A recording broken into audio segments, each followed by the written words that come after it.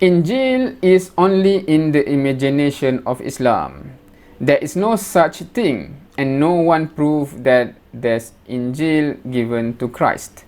But the gospel are not that given to Christ, while it was Jesus that given to his disciple through his teaching and shepherding. Okay. So he's claiming that Injil, as we have discussed, which is a revelation from Allah subhanahu wa ta'ala to Jesus, is only imagination. There's no such thing and you cannot prove it. Right? And then suddenly he goes to what the gospel is. Yeah. Anyway, so, well, as a Muslim, I believe that God revealed Injil and Taurat because God tells us so in the Quran. So that's fundamental number one. So it inherently based on my belief in the Quran, which was based on what I have concluded about the Quran prior. So once I have evaluated and concluded that, definitely Quran is from God, indeed, no question, proven. Then when Allah in the Quran tell us that Allah have revealed Taurat to Musa and Injil to Isa, we believe it because it is based on what Allah said in the Quran. Right? So don't tell me that, you simply believe what any book told you. No, because the preface is, we have already concluded before that the Quran is indeed from Allah subhanahu wa ta'ala, the creator of the worlds, right? So that is the basis. Now, for you to say it is only imagination is fair enough from your perspective, right? So he's from the outside and he said, this is only imagination and there's no proof. Yeah, I can understand and I can appreciate for you from the outside to say that. Fair enough. It is like an atheist to say that Adam and Abraham are simply imagination of Christians and Muslims, because our belief in those two individuals is based on our scripture. So my statement here is that, why do we believe in Adam? Why do we believe in Abraham? It is because it is in our scripture. It's not because we found the fossil of Adam and Abraham or something, right? It is because it is told in our scripture.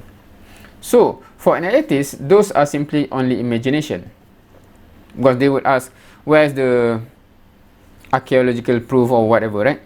But our belief in Adam and Abraham, for example, is not because we find any archaeology findings. It is because it is told in our scripture, right? So, I do understand such view and I don't really have real issue with it. We can discuss on the validity of our book first to evaluate if the basis of such belief is a valid source, or if the source is not valid, then obviously that is just fairy tales. So given that the belief in Abraham, in Adam is based on our scripture, so we have to evaluate, is this scripture really true? Is it really from God or something, right?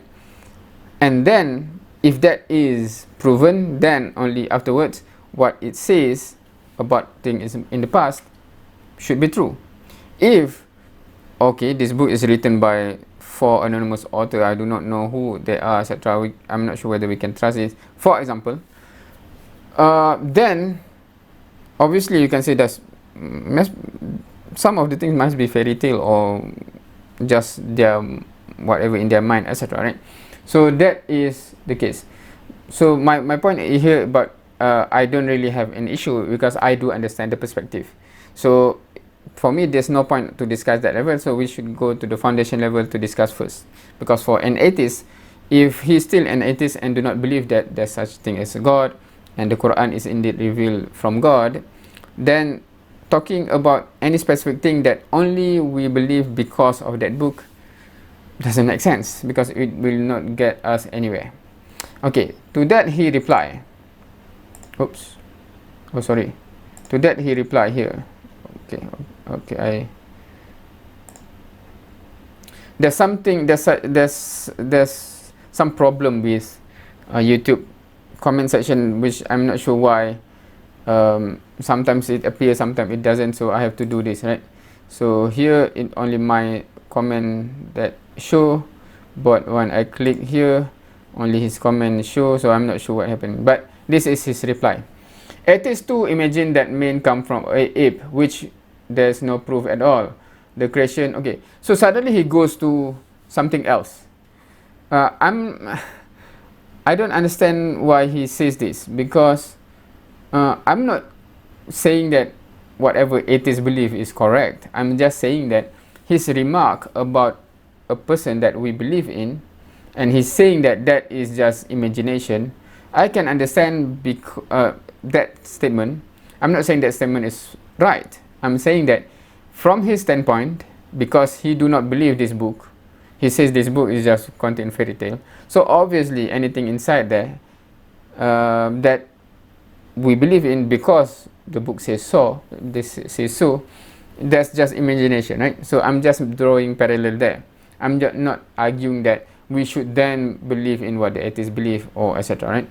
And then he just say, the creation of Adam and Eve, there's proof which show through birth of Christ. See how Christ proved?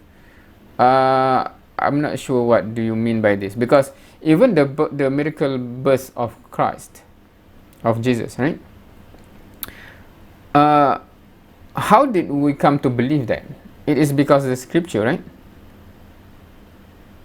So still it's within the realm of things that we believe, because scripture says so. So it goes back to what I have said. So, and then he goes on to say something that I'm not sure what is the point of this. So that's why I replied back.